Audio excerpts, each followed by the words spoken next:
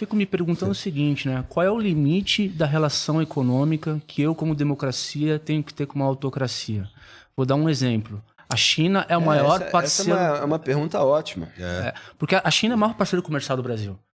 E assim, se eu fosse seguir a risca do tipo, qual é a minha relação com uma ditadura ou com um país socialista, que, enfim, que não tenha democracia, eu, a rigor, teria que limitar as minhas exportações, ou eu teria que ter algumas...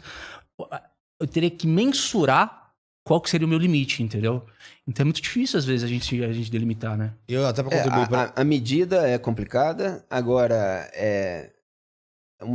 uma coisa é a relação comercial em si, a outra coisa é o discurso em que você fica afagando tiranos.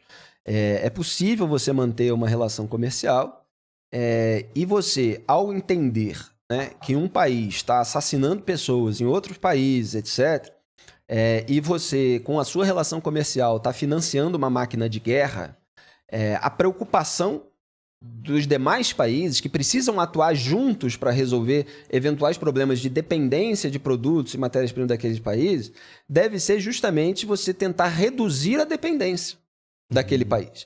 É esse movimento que está sendo feito na Europa, em relação ao gás, em relação ao petróleo russo, em relação até a cereais, alimentos, etc., toda a parte de energia. Quer dizer...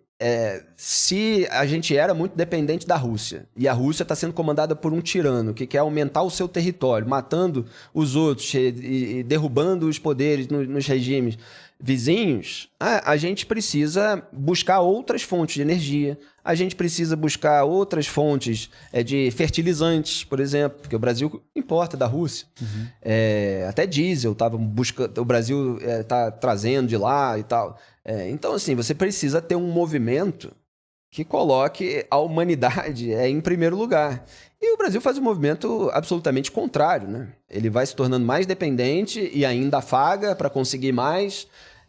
E na Europa, apesar de todo o esforço, eles conseguem mudar algumas coisas.